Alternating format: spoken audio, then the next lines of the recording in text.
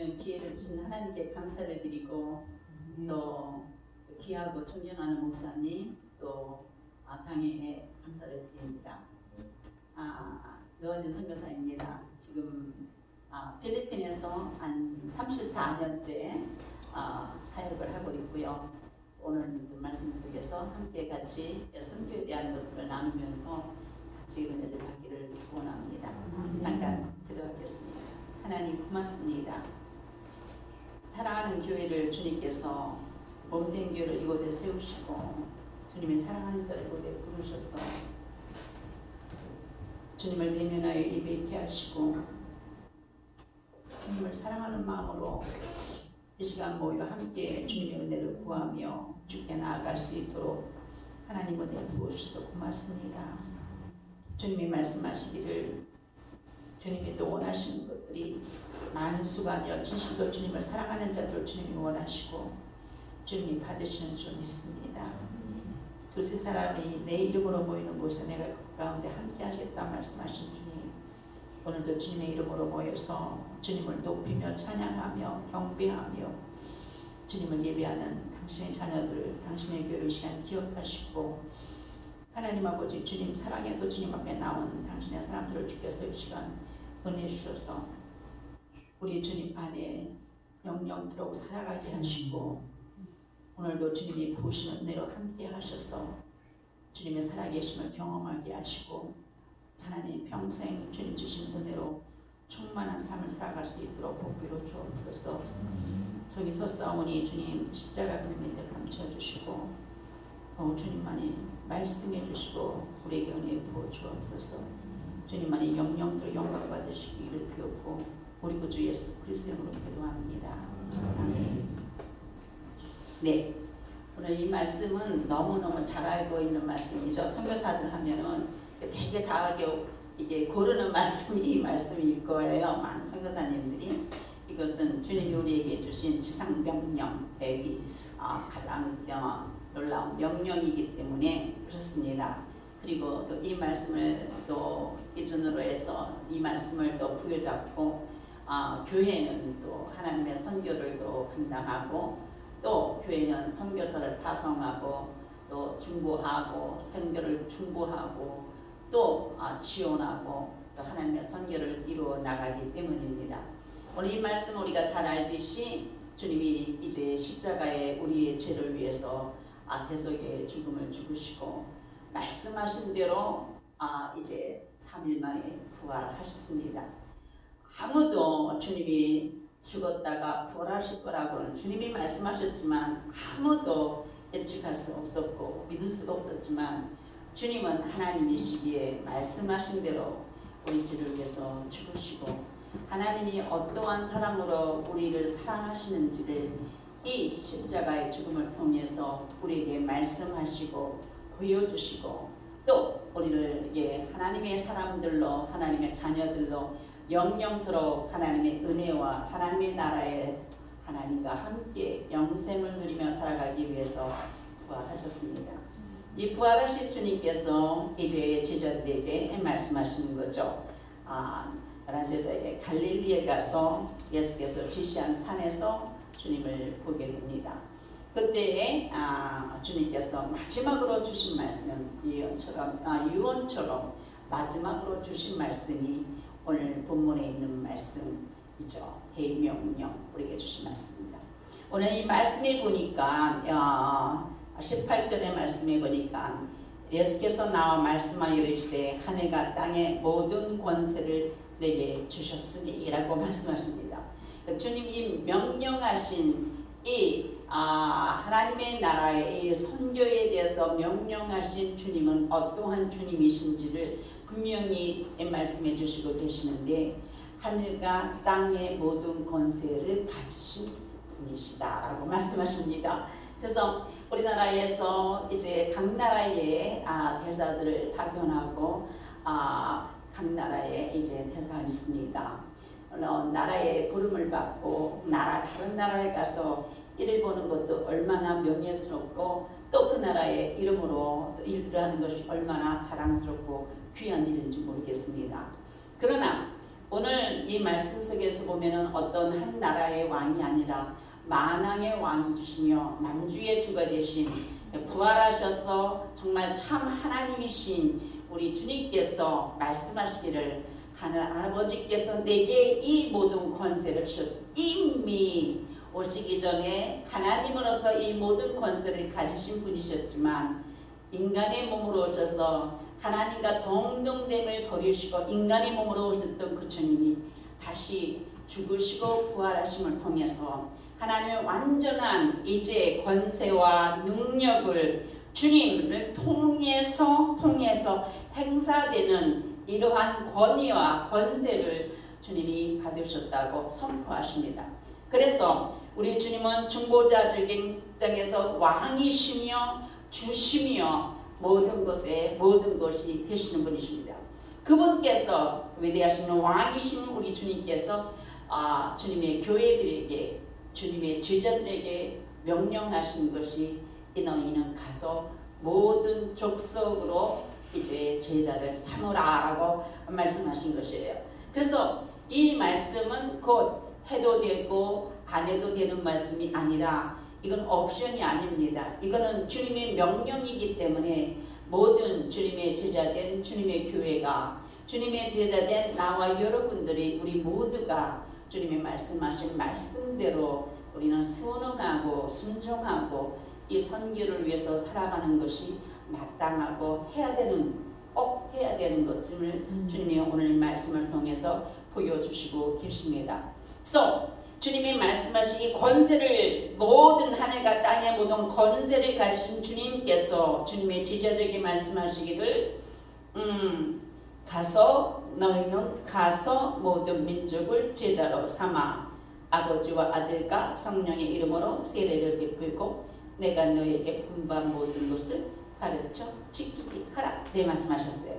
그래서 여기서 가장 여러 가지 단어, 동사가 나오는데요. 그래서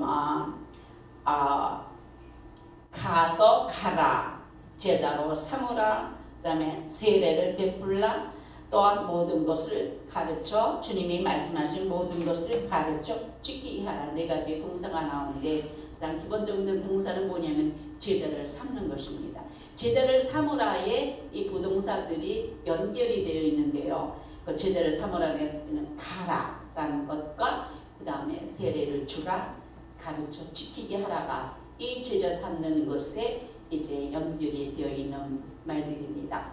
그래서 주님의 관점은 종점 뭐냐 하면은 무리가 아니에요. 예수님 당시에 사역에 많은 무리가 주님을 따랐습니다.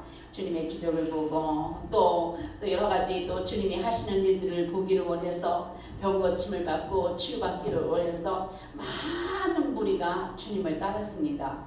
그러나 주님은 많은 무리에게 이 명령을 하시는 것이 아니라 주님을 따르고 추종하고 가르침을 받고 주님이 구주시요 생명이심을 믿고 고백하는 주님의 제자들, 그리고 주님의 가르침을 추종하고 순종하고 배우고 주님으로부터 이제 배우고 그 주님을 전적으로 생명을 다해 날아가는 주님의 제자들을 향해서 주님이 말씀하신 거예요. 너는 가서 제자를 삼으라.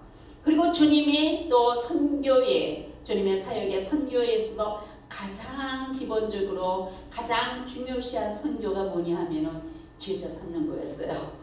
그래서 주님은 기도하시면서 먼저 제자를 이제 부르시고 제자를 삼으시고 3년 6개월 동안 주님은 주님의 제자들과 함께 주님의 사역을 하시면서 하나님의 나라가 어떤 것인지 주님의 사역을 어떻게 하는 것인지 또 주님이 하나님의 나라가 어떤 것을 선포하시고 가르치시고 또한 또 주님의 치료와 또 아픈 자들 연약한 자들을 치료하시면서 주님은 하나님의 나라가 어떤 것인지를 제자들에게 직접 보여주셨습니다. 그리고 이제 주님께서 승천하시기 직전에 제자들에게 말씀하신 거죠. 너희가 내 제자가 아니니 여태까지 나의 삶을 통해서 또 내 사역을 통해서 우리의 사역을 통해서 내 가르침을 통해서 너희가 듣고 배우고 또 나를 알고 믿는 너희를 향해서 내가 너에게 분부한다, 명령한다. 내가 여태까지 해왔던 그 하나님의 일, 하나님의 선교를 이제 나는 하나님의 우편, 보좌 우편에 하나님의 위로 올라가지만 이제 너희가 남아서 이 일을 계속 이루어 주기를 바란다 말씀 이 말씀을 주신 것입니다. 그래서 하나님의 선교는 이 주님의 이 선교는 주님 당시에 끊어진 것이 아니라 지금도 계속해서 이어지고 있는 것이며 지금도 우리는 적극적으로 또 능동적으로 지속적으로 하나님의 선교는 계속 되어져야 되는 것입니다. 그리고 또 주님께서 내 교회를 세우리라 말씀하셨는 베드로가 말한 것 주는 그리스도시여 살아계신 하나님의 아들이십니다라는 그 고백에 내가 내 교회를 세우리라 말씀하시면서 주님이 이 교회에게 이 주님의 제자된 교회에게 이 사명을 주시며 주님의 선교를 하라고 말씀하십니다. 그래서 중요한 것은 제자를 삼는 것이죠. 우리는 모두 주님의 제자입니다. 그렇지 않습니까? 예수 믿고 구원받은 하나님의 자녀, 또 주님의 가르침을 따라 순종하며 주님의 말씀을 따라 순종하며 또 주님이 가신 그 길, 주님의 가신 그 길을 따라서 십자가 이 길이고 좁은 길이라 할지라도 그 길이 생명의 길임을 믿기에 주님이 나를 위해서 죽으시고 부활하신 그 주님이 가르쳐 주신 그 하나님의 나라의 일원으로서 어떻게 살아가는 것인지를 주님이 우리에게 몸소 사랑으로 보여주셨고 또 너희는 그렇게 사랑하라 라고 가르쳐 주셨기에 우리는 주님의 제자가 되어 주님이 말씀하신 대로 살아가며 또 주님의 말씀하신 대로 따라가며 또 우리 만나는 모든 삶, 우리 이웃과 또한 우리 각 나라와 족속과 민족과 열방이 이 주님을 알고 믿고 또 고백하고 또 주님의 가르침을 따라 살아간 하나님의 사람들로 살아가도록 우리를 이 주님의 선교에 부르셨다는 것은 얼마나 놀랍고 얼마나 귀하고 얼마나 복되고 얼마나 아름다운 일인지 모릅니다. 세상에 무수히 많은 일들이 있고 세상에 정말 귀한 일들이 많이 있지만도 이 세상에서 가장 귀하고 복된 것은 바로 하나님의 선교에 드려드리는 것입니다. 하나님의 선교에 내가 동력하는 것입니다. 하나님의 선교에 동참하는 것입니다. 그것은 바로 주님의 사역에 우리가 동력자로 쓰는 것이기 때문에 가장 이 세상에서 값지고 귀하고 보배로운 것이 바로 하나님의 선교를 위해서 우리가 살아가는 것이고 또 이 일을 위해서 주님께서 우리에게 각자 다른 은혜와 은사와 또 기능과 또 역할들을 맡기셔서 하나님의 선교를 이루고 우리를 통해서 정말 많은 사람들이 어둠에서 빛 가운데 하나님의 나라 일원으로 살아갈 수 있도록 우리에게 이 일들을 맡겨주셨다는 것에 대해서 우리는 얼마나 감사한지 모르겠습니다. 그래서 제일 먼저 말씀하신 것은 제자를 삼으라는 것이에요. 필리핀에서 34년 동안 일을 사역하면서 저희가 집중해서 했던 것이 제자를 만드는 사역이었어요. 이제 처음에 가서 필리핀에 가서 사역을 하면서 어느 필리핀 사역자로부터 이제 제가 사람이 없으니까 이제 도움을 받아서 추천을 받아서 필리핀 현지 목회자를 세워서 같이 이제 사역을 하게 되었습니다. 그러나 보면서 10시 예배 때 사역자가 나타나요. 어떻게 된 거지? 아까 목사님 전화하셨더라고요. 선교사님이 안 오시나 걱정이 돼서 전화하셨던 것 같아요. 저도 막 기다렸다 안 와요. 그래서 안 와서 아무리 기다려도 안 와요. 그래서 나중에 야 너 어떻게 주일인데 목회자가 돼가지고 교회 안 왔어? 그랬더니 저쪽에서 다른 지역에서 그냥 의료사역에 있어서 약을 공짜로 준다고 해가지고 거기 갔습니다. 이렇게 얘기하는 거예요. 제가 벌잖아요. 머리가 막 열려요. 뚜껑이 열리는 것 같아서 아니 네가 목회자가 돼가지고 말이야 어떻게 주일날 예배를 네가 인도하고 말씀을 전해야 되는 네가 저기 의료성리하고 약하러 갔다 오냐. 근데 우리 마누라가 아파가지고 말이야 안 가면 안 돼요. 막 이러면서 이러는 거예요. 또 하루는 또 이제 사역자가 막 늦게 왔어요. 그래서 도대체 왜 이렇게 늦게 왔냐 했더니 우리 가정에 마누라하고 저하고 문제가 생겨서 그 문제를 해결하느라고 늦었어요. 이러는 거예요. 야, 이건 안 되겠구나. 그래서 제자를 삼고 사람을 친히 양육을 하는 것이 정말 중요하겠구나 생각을 했어요.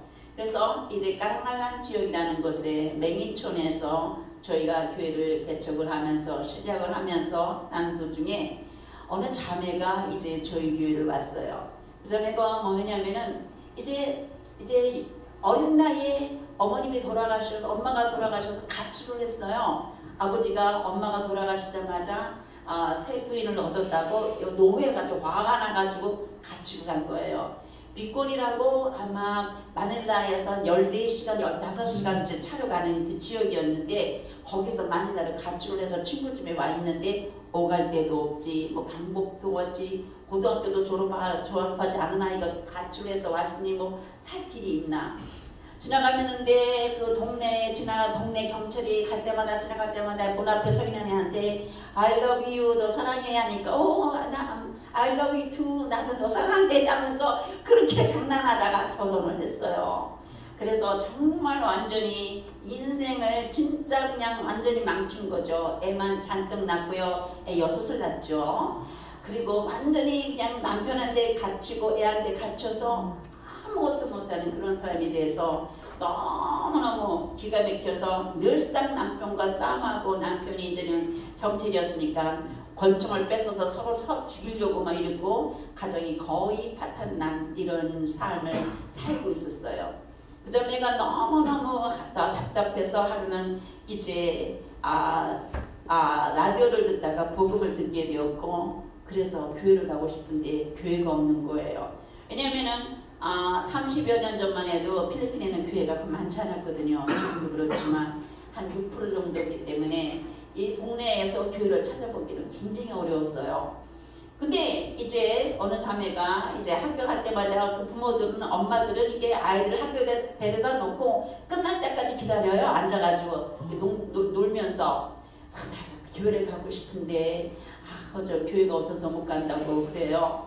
그래서 우리 교인이거든요. 우리 교회가 하나 있는데 안목 보는 맹인 거지들만 모이는 교회라고 그랬더니 그러냐고 한번 와보겠다고 그래서 왔대요. 그랬더니 진짜 안목 보는 사람만 있는데 거지들만 있는 거예요. 자기는 아무리 생활이 어려도 자기 남편은 그래도 경찰대학 나온 사람이고 자기는 그래도 경찰의 부인인데 그냥 못 보는 맹인들이 앉아가지고 거지들이 앉아서 예배를 드리니까 자기는 거기에 어울리기가 정말 어려운 거죠. 야, 이거 뭐 이 교회 나오면 안 되겠구나 생각을 한 거예요. 그래서 내가 보니까 저랑 같이 제자 교육 할래요? 했더니 글쎄요, 난 이게 나올 적이 될지 모르겠어요. 그래요. 근데 또 교회가 없으니까 또 나왔어요. 그래서 저의 제자가 되기 시작을 했습니다. 그래서 하나님의 말씀을 양육하고 가르치기 시작을 했어요. 하나님의 말씀을 가면서 제자 양육을 하면서 어떻게 해야 되냐면은 이제 남편을 섬기는 법을 배우게 되었고 하나님의 말씀을 따라 사는 법을 배우게 되었어요. 그래서 먼저 한 것이 가서 남편한테 매일 아침에 커피를 타줘라. 필리핀은 아침에는 좀 춥게 느껴져서 아침에는 다 커피를 마셔요. 그래서 맨날 남편이 타줬거든요. 그래서 이제 부인이 타주니까 남편이 어이 무슨 커피 맛이 이래? 이러면서 막 그런 거예요. 싫다고 그러니 내가 왜 커피를 타줘야 되느냐고 막 와서 나한테 그래요. 야, 네가 여태까지 남편이 타주는 거만 먹었지 네가 해서 한 거 먹은 거 있어? 그랬더니 계속 하라고. 계속 하라는데 남편이 나중에는 그러대요. 야, 내가 계속 타먹을 때 내가 타줄 테니까 걱정하지 마. 이런 남편이 마음이 변한 거죠. 그러면서 그렇게 섬기는 것, 말씀을 듣고 예수를 믿고 영접하고 삶이 바뀌어지기 시작하니까 남편이 바뀌어지기 시작을 했어요. 그리고 부인이 은혜를 받고 내가 이제 주님의 제자로 살고 싶습니다. 그래서 그러면 남편한테 허락받고 와라. 남편은 아직 안 믿으니까. 그리고 사인을 받아 가져와라. 그랬어요. 그래가지고 서약서를 썼어요. 나는 이제부터 마리린 날박하는 주님의 제자로서 이제 내 평생 내 생명 다하는 날까지 주님을 섬기기로 서약합니다. 이렇게 쓰고 사인을 받아가지고 온 거예요. 근데 타이프를 칠 줄 몰라서 남편이 그걸 쳐주는 거예요. 예수 안 믿는 남편이 그 사인을 받아왔어요. 근데 그 남편이 뭐라 그러냐면은 어디 네가 이 선교사님 만나서 정말 예수 사람들이 네가 완전히 변한 거 보니까 이거 진짜다. 그러면서 다니면서 이웃에게 또 친척들에게 가서 너가 믿는 캐톨릭 하나님 잘못된 거야. 우리 마누라가 믿는 그 하나님 그 선교사님 만나서 그 하나님을 알아야 돼. 그러면서 남편도 이제 예수를 믿고 제게 세례를 받고 하나님의 품에 안겼습니다. 중에 이 사역자가 제자가 되었고 그 다음에는 이 사역자가 점점 크면서 이제 하나님의 목회자가 되어서 지금 바딜리아 교회에 이제 담임 사역자로 서였습니다. 얼마나 목회를 잘하면 30여 년 동안 저와 함께 이 목회를 하고 있죠. 그래서 얼마나 신실하게 하나님을 사랑하는지 얼마나 신실하게 목회를 하니 너무너무 귀한 종으로 컸습니다. 그래서 그 사역자 한 사람 때문에 이 바딜리아 지역에 또 마하가이라는 지역에 많은 사람들이 삶이 바뀌어 죽게 되었고 가정이 변화되어 주게 되었고 예수 영접해서 새로운 삶을 살게 됐습니다. 딱 한 사람 그 사역자 한 사람이 주님의 제자가 되어서 그 한 사람 때문에 많은 사람의 소망을 얻게 되었고 많은 사람들이 주님의 복음을 듣게 되었습니다. 그 사역자는 지금도 저희하고는 나이 차이 얼마 안 되는데 저희를 부모라고 생각을 하고 멘토라고 생각하고 자기의 선교자요 자기의 목사로 생각하면서 정말 귀하게 하나님의 일을 감당합니다. 그리고 그 사역자는 어떻게까지 말하냐면은 내가 선교사님을 위해서 죽을 일이 있으면 내가 내 생명도 내놓겠습니다 할 정도로 정말 주님을 위해서 그리고 하나님의 나라와 복음을 위해서 정말 그 생명까지 내어놓기를 소망하면서 아름답게 하나님의 목회를 감당하고 있습니다. 그렇습니다. 그런데 많은 목회자들이 있지만 많은 사람들이 정말 어떤 때는 선교사는 돈이 있으니까 돈이 거기서 나오지 않을까 이런 사람들도 있고요. 또 제대로 잘 교육되지 않아가지고 이렇게 예배도 빼먹고 기도회도 빼먹고 아무데나 하는 이런 경우도 많이 있지만 그러나 한 사람 제자로 삼으니까 그 한 사람 때문에 정말 무수히 많은 사람들이 주님의 복음을 듣고 새로워지는 역사가 일어나게 되었습니다. 할렐루야. 그래서 주님이 말씀하시는 것은 제자입니다. 주님의 제자. 주님의 제자는 주님이 가르쳐 주신 그 진리가 무엇인지를 알고 주님이 말씀하신 그 하나님의 나라가 무엇인지를 알고 주님 하나님의 사랑이 어떠한 것인지를 알고 또 주님으로부터 주님의 인격을 담고 주님의 모습을 담고 또 주님의 비전과 소망을 품고 또 주님이 하셨던 그 사역을 이어 주님의 동력자로 주님과 함께 걸어가는 사람입니다. 그 길이 때로 어려운 것 같고 때로 반란이 있고 때로 여러 가지 많은 문제들이 있다 할지라도 굴하지 아니하고 낙심하지 아니하고 좌절하지 아니하고 끝까지 이 십자가의 길, 이 복음의 길을 걷는 사람이 주님의 제자입니다. 그러니까 주님은 우리가 그렇게 굉장히 어렵네요. 이거 죽기까지 가야 되니까. 그러나 나와 여러분들은 하나님이 놀라운 사랑으로 우리를 사랑하셨기에 이 사랑이 우리를 강건하시기에 우리는 주님의 제자로 살아갈 수 있습니다. 그리고 주님의 제자로 살아가야 하는 것입니다. 할렐루야.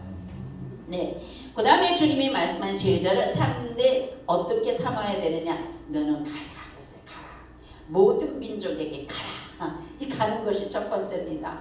그래서 한국교회가 지금 현재 한 24,000명의 세계의 선교사들을 파송하고 있습니다. 놀라운 일이죠. 예전에는 미국 선교사가 최고 많았는데 이제는 한국 선교사가 온 세계에 나가서 하나님의 복음을 전하고 여러 가지 모양으로 하나님의 선교를 감당하고 있습니다.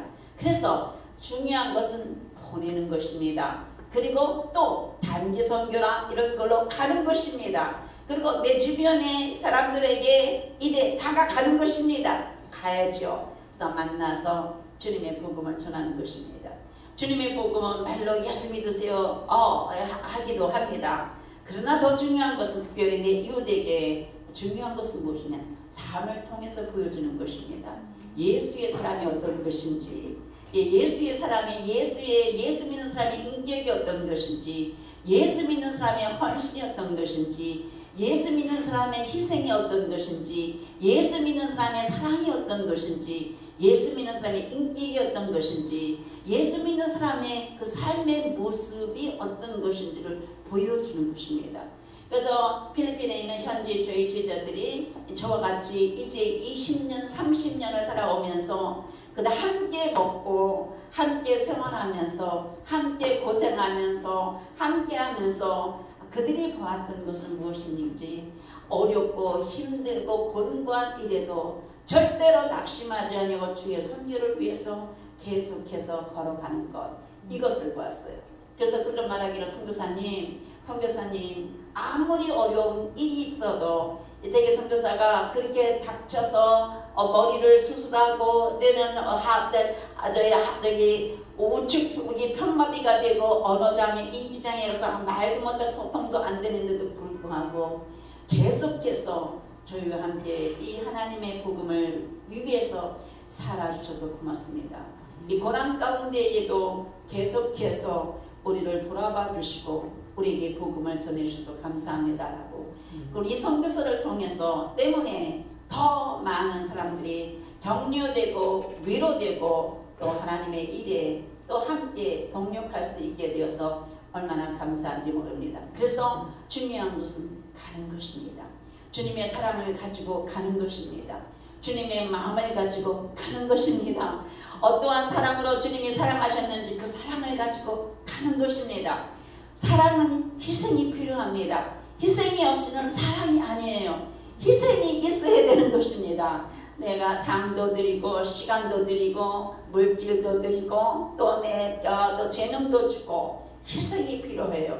희생을 사랑하기 때문에 정말 예수를 위해서 우리는 희생하고 또 그들이 살아날 수 있도록, 그들이 힘을 얻을 수 있도록, 그들이 또 강건해질 수 있도록 끝까지 그들에게 주님의 사랑을 베푸는 것입니다. 이것이 우리가 가서 행해야 되는 일입니다. 마태복음 16장 초대 말씀에도 너희는 온 천하에 다니며 만민에게 복음을 전하라. 이 유대인에게만 복음을 전하는 것이 아니라, 주님은 유대인의 사람으로 왔지만도 유대인에게만 복음을 전하는 것이 아니라 이제 그 십자가의 사건을 통해서 이제 이 복음이 온 민족과 열방과 족속에게 이 복음을 전하라고 주님은 당대하게 우리에게 말씀해 주신 것을 볼 수 있습니다. 그래서 모든 민족에게, 내 교회만이 아니고 이곳만이 아니라 이제 모든 온 세계에 있는 교회가 하나님의 교회, 하나님의 교회로 하나님의 나라임을 우리 기억하고, 우리는 정말 어렵고 힘든 곳에 기억하며 중보하며 하나님의 선교가, 하나님의 선교사들을 위해서 우리의 기도로 인해서, 우리의 후원과 지원으로 인해서 하나님의 선교가 계속해서 이루어질 수 있도록 우리는 가서 또한 제대로 삼고 주님의 복음을 전해야 될 줄 믿습니다. 두 번째로 주님이 말씀하시는 것은 너희는 가서 아버지와 아들과 성령의 이름으로 세례를 주라, 그렇게 말씀하셨잖아요. 세례라는 뜻은 무엇입니까? 세례는 것, 너희가 회개하고 믿고 회개하고 세례를 받으라. 너희가 믿고 너희가 회개하고 세례를 받아라. 우리의 구원을 위해서 말씀하셨어요. 회개라는 것은, 세례라는 것은 바로 우리의 죄를 고백하고 또 죄의 용서함, 믿음을 통해서 용서를 받고 주님을 믿고 구주로 믿음을 통해서 새로운 삶을 살게 된 것을 선포하는 것 아닙니까? 그래서 우리는 세례를 받음으로써 우리가 주님의 교회의 신앙 공동체 일원이 되며 또 교회 공동체의 일원으로서 하나님 나라의 백성으로서 우리가 살아가는 것입니다. 그래서 세례는 곧 우리의 회개, 돌이키는 것이죠. 8가지 죄로 인해 세력을 쌓아놨던 곳에서 돌이켜서 하나님 쪽으로 돌이켜 가는 것입니다. 그리고 이 복음으로 살아가는 것입니다. 이것이 바로 세례입니다. 그래서 우리가 하는 것은 세례를 베푸는 것이죠. 그래서 저희는 이제 선교주에서 세례를 베푸죠. 선교지 1년에 한 번씩 세례식을 하는데 가장 정말 큰 축제입니다. 해마다 거의 30명에서 50명의 새로운 성도들이 각 교회를 통해서 세례를 받습니다. 그래서 각 교회가 연합을 해서 한 50여 명의 사람들이 이제 세례식을 같이 거행합니다. 그래서 정말 예수 그리스도 성부와 성자 성령의 이름으로 그들에게 세례를 베풀며 그들이 이제는 옛 성품은 옛 자아는 죽고 옛 사람은 죽고 너희는 이제 새 사람이야. 예수 때문에 새 사람이 되었어. 이제 더 이상 이제 옛 세상을 쫓아 옛 것을 쫓아 세상을 쫓아 살아가는 사람이 아니요 주님을 쫓아 살아가는 것이며 주님의 소망을 부여잡고 나가는 사람들이며 주님과 함께 살아가는 사람이야 라고 우리는 선포하면서 이 세례식을 베풉니다. 그때마다 그 세례식을 베풀고 나서 함께 같이 이제 펠로십을 갖습니다. 전체가 다 같이 밥을 나누고 또 사랑을 나누면서 우리가 한 형제여 한 자매이며 한 지체임을 우리가 같이 나누면서 우리는 세례를 베풉니다. 그래서 이렇게 우리는 가는 곳곳마다 세례를 베푸는 거죠. 사람들이 회개하고 참 구주여 생명이신 주님으로 들어오면서 믿음으로 구원받은 하나님의 사람으로 교회 공동체로 살아갈 수 있도록 그들 돕습니다. 그다음에 주님이 또한 말씀하신 것을 내가 너에게 분부한 모든 것을 가르쳐 지키게 하라. 그래서 무엇입니까? 주님의 교훈, 주님의 말씀을 지키는 것이죠. 그래서 구원에는 세 가지 단계가 있다고 이렇게 얘기하죠. 이제 영어로 해야 되면 justification, the sanctification, glorification. 왜냐면 구원입니다. 구속입니다. 구속은 예수로 말미암아 구원받는 거죠. 믿고 구원받는 것. 이건 무조건 하나님의 절대적인 은혜로 말미암아 우리가 구속, 자유함을 얻고 새 생명을 얻는 것입니다. 그 다음에 구원은 이루어졌지만 아직 이루어지지 않았는데 뭐냐면은 거룩이라는 단계를 우리는 걸어갑니다. 예수 믿음을 통해서 주님을 닮아가는 것이죠. 거룩을 이라는 거죠. 의로운 삶과 거룩한 삶을 살아가는 것입니다. 그리고 이제 마지막 주님 오실 때까지 우리는 그 길을 주님과 함께 걸어가는 것입니다. 그리고 주님 오실 때 우리는 모두 다 주님의 영화로운 몸 같이 우리도 변화될 것입니다. 그때의 완전한 구원이 이루어지는 것입니다. 그래서 우리는 구원을 받았지만 아직도 구원의 길을 걸어가고 있는데 그것은 뭐냐? 성화, 거룩한 삶을 살아가는 것입니다. 하나님의 사람으로서 우리가 살아가는 것입니다. 그래서 하나님이 말씀하신 말씀같이 내 마음을 다하고 뜻을 다하고 성품을 다해서 하나님을 사랑하라. 내 이웃을 내 몸과 같이 사랑하라. 그 사랑을 이루어 나가는 것입니다. 우리 삶을 통해서 거룩을 이루어 나가는 것이죠. 그래서 세상의 문화를 쫓아 살아가는 것이 아니고 또 하나님의 나라의 문화 속에서 살아가는 것입니다. 세상의 방식과 세상의 그 방식대로 우리가 살아가는 것이 아니라 이제 그것을 벗어버리고 이제는 하나님의 방식으로 살아가는 것입니다.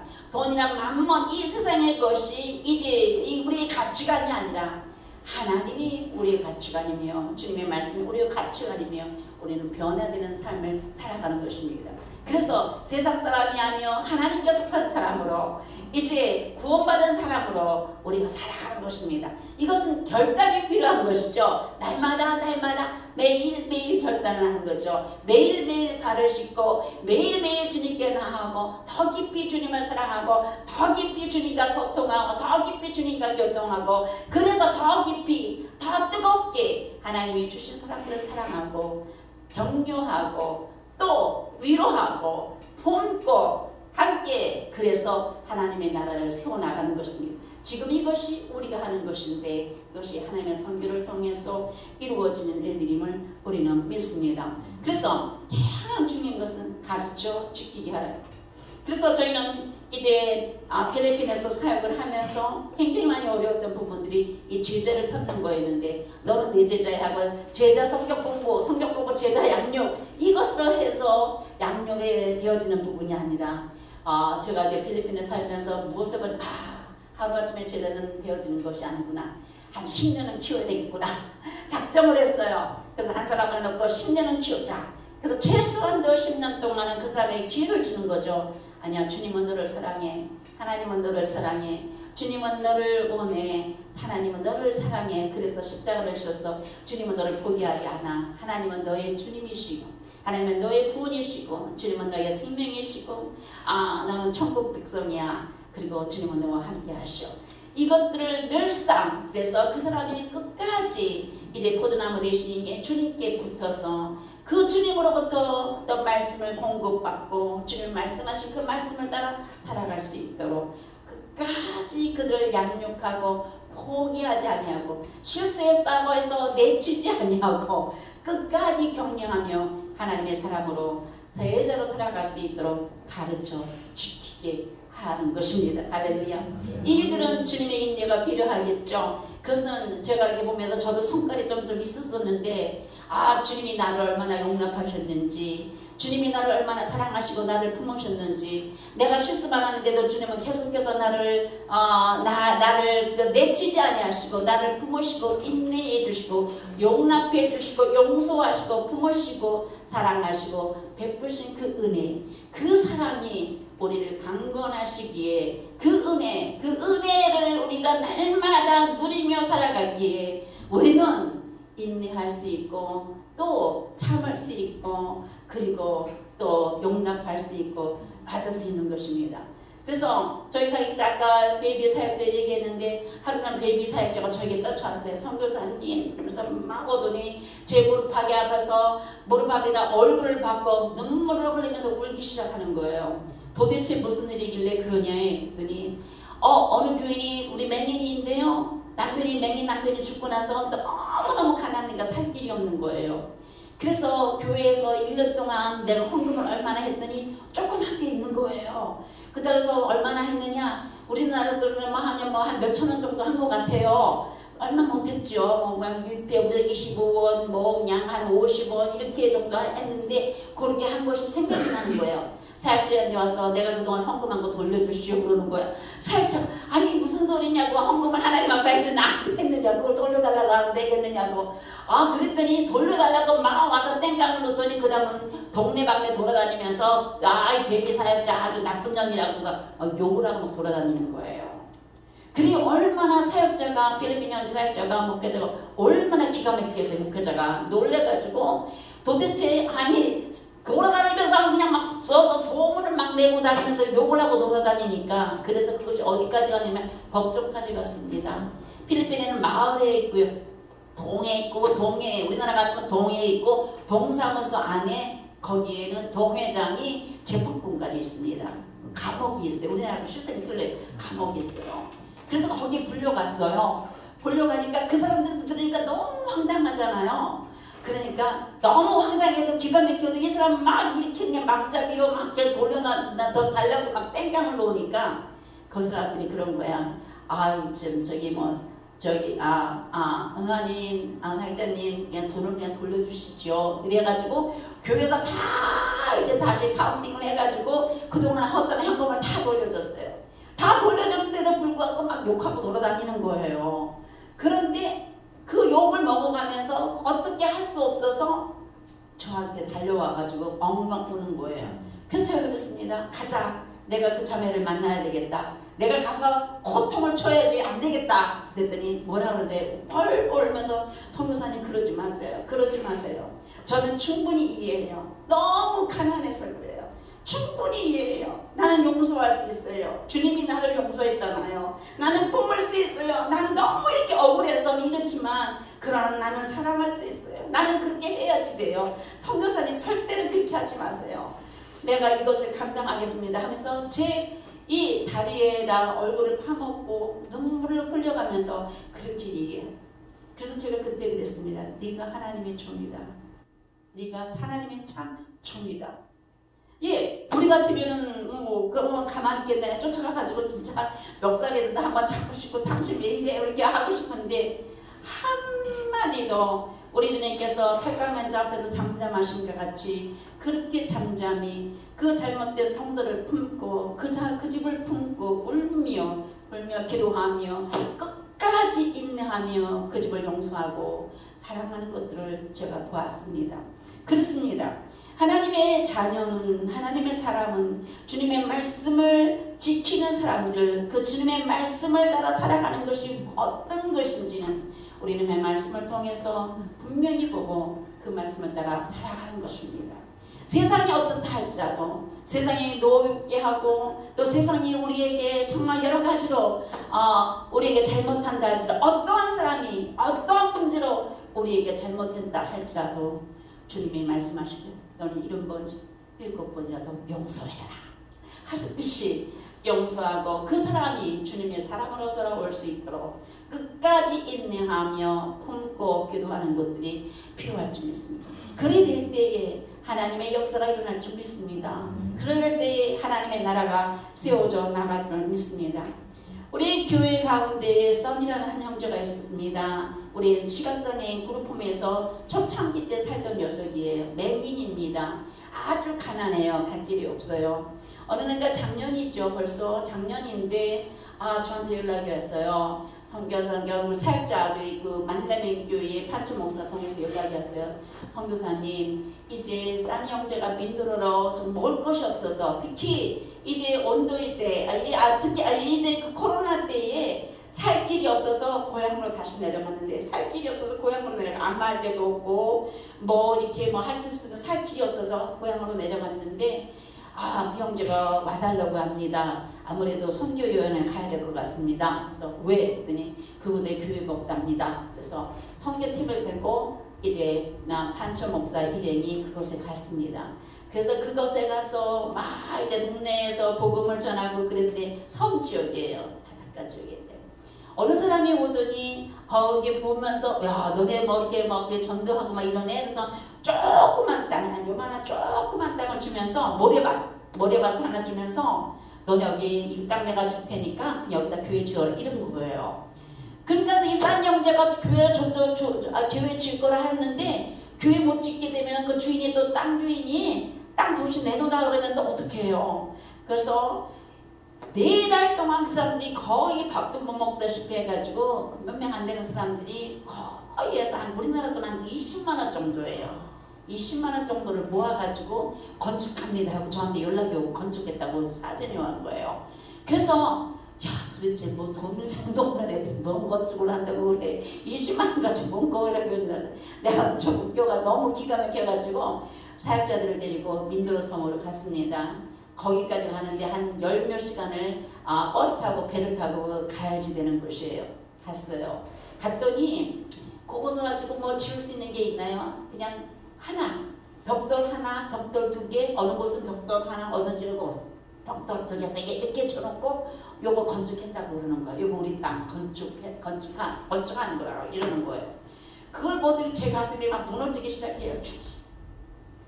정말 이들이 얼마나 주님의 교회를 원하는지, 이들이 하나님의 교회를 얼마나 원하는지, 이거 얼마나 하나님의 복음을 전하기를 소망하는지, 안 먹고는 맹인이, 안 먹고는 이 형제가 얼만큼 하나님의 교회를 사모하고 있는지 주님 보세요. 어린 아이들이 모이고 동네 사람들이 제가 오니까 이렇게 모아져 있었어요. 아이들이 앉아가지고 제 눈을 보는데 뭐라고 얘기를 하느냐면은 선교사님 잘 오셨어요. 기다렸어요. 잘 오셨어요. 우리가 기다리고 있었어요. 뭐 이렇게 얘기하는 것 같아요. 제가 그냥 막 가슴이 무너져 내려요. 그래서 돌아와서 막 물었어요. 하나님 어떻게 하면 좋습니까? 그들 보셨죠? 교회가 없는 것인데 그 안 먹보는 맹인이 그곳에서 하나님의 교회를 세우겠다고 저러고 있는데 나도 돈이 없고 아무것도 없는데 어떻게 하면 좋습니까? 이렇게 주님 앞에 기도했습니다. 그랬더니 어느 교회에서 듣고 선교사님 걱정하지 마세요. 우리 장로님 100개 교회 100개 짓는 게 소원이래요. 그래서 그 장로님이 이제는 내가 얘기해줄게요. 장로님이 또 듣고 노아진 선교사님이 교회 짓는데 우리가 지원해야죠. 그래가지고 담임 목사한테 갔어요. 담임 목사님 제가 지원할 테니까 거기다가 뭐 이렇게 건축을 해주죠. 담임 아니요. 그래 보는 거예요. 장로님이 하고 싶어서 할 수가 없는 거예요. 그들이 또 다른 교회에서 장로님 여러분이 이제 사업하시는 장로님들이 하면서 이렇게 하는 거예요. 야 그러자마자 그전에 한 2천만 원 정도 되는데 어디 조그만 교회를 하나 짓고 싶었는데 저한테 몇 년 전에 연락이 왔었거든요. 그때는 제가 교회를 짓는 데가 없었기 때문에 저희가 뭐 할 수가 없었죠. 그런데 그 교회에서 장로님들이 제 소문을 듣더니 잘됐다 우리가 이거 하자 하면서 신이 난 거예요. 장로님 여러 명이서 돈을 모아가지고 이제 건축을 하려고 이제 저를 이제는 저한테 이거 하려고 막 그런 거예요.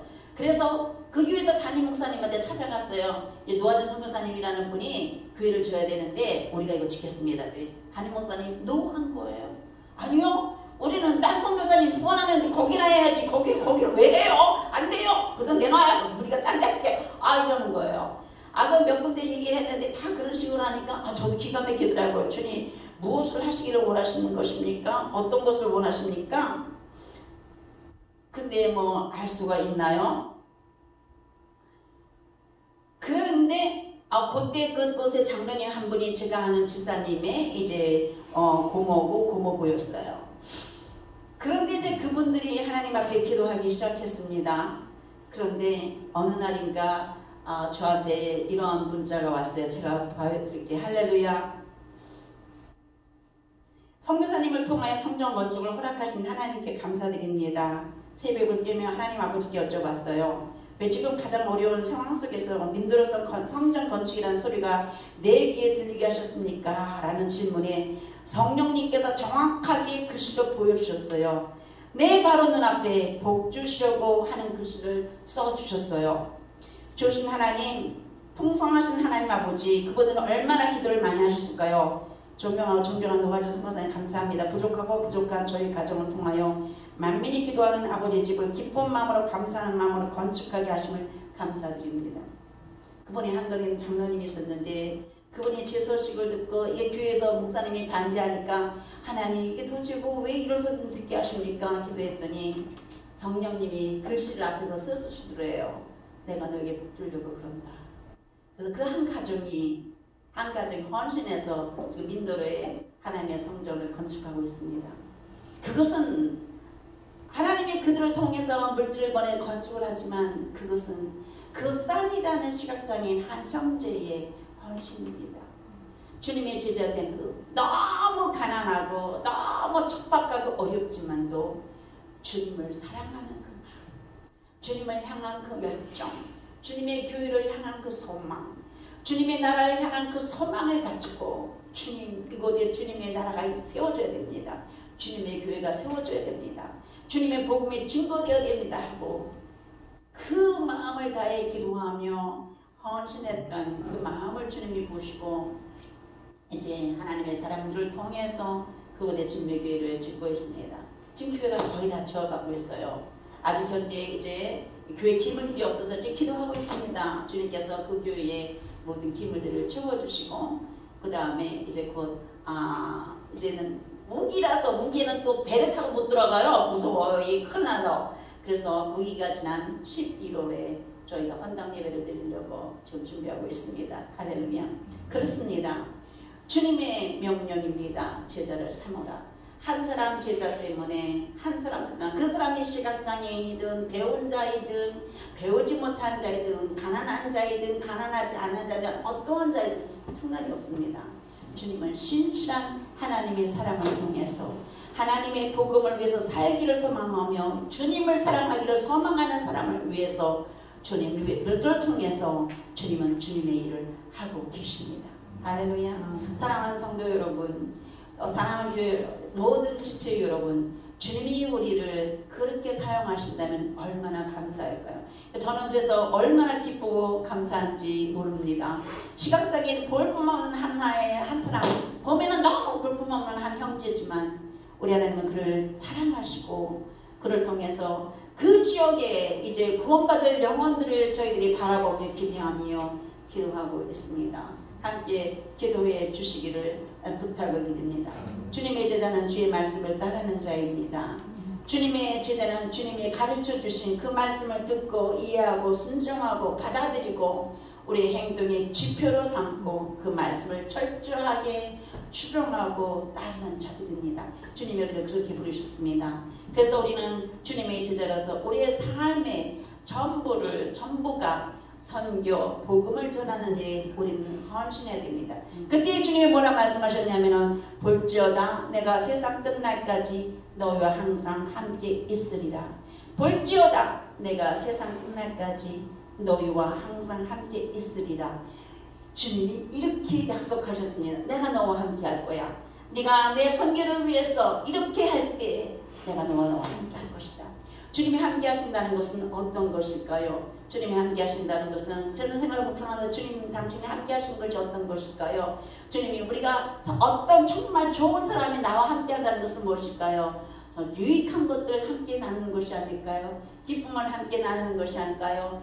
사람의 교제를 함께 나누는 것이 아닐까요? 정말 어떤 사람이 나와 함께 한다는 것, 좋은 사람이 나와 함께 하고 내 지인이 정말 선한 나와 함께 한다는 것은 내 아픔도 나눌 수 있고 내 고통도 나눌 수 있고 내 슬픔도 나눌 수 있고 내 어려움도 나눌 수 있고 그리고 그들을 돌아보고 또 보살피고 함께하고 위로하고 격려하는 일들이 있지 않을까요? 저희 남편이 이제 필리핀에서 머리를 수술했을 때 수술비가 없어서 이제 고민했을 때 한 지인을 통해서 3,500만 원을 받고 저희가 퇴원을 할 수 있었습니다.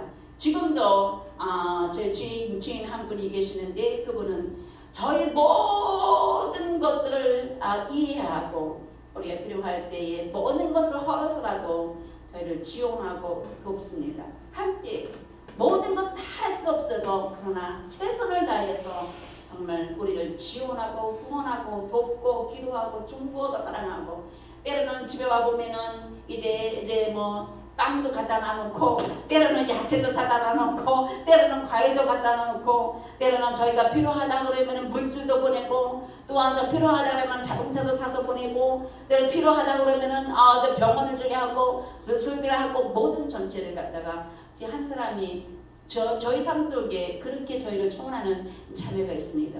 하물며 모든 것 계신 주님, 모든 것에 불가능이 없으신 주님, 하늘과 땅의 권세를 가지신 주님, 만유의 왕 되신 그 주님이 말씀하신 내가 너와 함께할 거야. 내가 너와 함께한다. 영영토록 내가 너와 함께한다. 말씀하십니다. 네가 선교 나를 위해서 살아가고 나의 말을 추종하며 따라갈 때 내가 너와 함께할 거야. 두려워하지 마라. 내가 너에게 평안을 줄 거야. 염려하지 마라. 내가 너의 부족한 것들을 채울 거야. 낙심하지 마라. 내가 너에게 소망을 줄 거야. 쓰러지지 마라. 내가 너를 일으켜 세워줄 것이다. 그리고 내게 나아가 내가 너의 필요를 채울 거야. 내가 너에게 생수가 되어줄 거야. 내가 너에게 만나가 되어줄게. 내가 너를 치료할 거야. 내가 너를 붙잡을 거야. 나는 너를 절대로 떠나지 아니하고 나는 너를 절대로 떠나지 아니하. 나는 너와 함께하는 하나님이다. 할렐루야. 주님이 함께 하십니다. 사랑하는 성도 여러분, 주님의 제자들 여러분, 우리 주님이 함께 하십니다. 낙심하지 마시고 주의 복음을 위해서 사십시오. 주님이 말씀하셨습니다. 마태복음에 말씀한 게 너희는 먼저 그의 나라와 그의 의를 구하라. 그리하면 모든 것을 너희에게 더하여 주시라. 너희가 왜 세상에 먹을 것 때문에 마실 것 때문에 입을 것 때문에 염려하니 이 모든 거 내가 허락할 거야. 그러나 너희는 먼저 하나님의 나라와 하나님의 의를 구하라. 주님이 말씀하셨습니다. 할렐루야. 주님은 우리의 주님이십니다. 하나님은 우리의 하나님이십니다. 그분은 우리의 왕이십니다. 우리의 생명이시며 우리의 치유자시며 우리의 구원이시며 우리의 전부이십니다. 그분 안에 모든 것이 있습니다. 그분 안에 모든 것이 가능합니다. 그분이 우리를 멸시하고 무시하고 안 돌아보시는 것이 아니라 그분은 우리가 그분을 신뢰하며 그분을 따라가고 그분의 말씀에 순종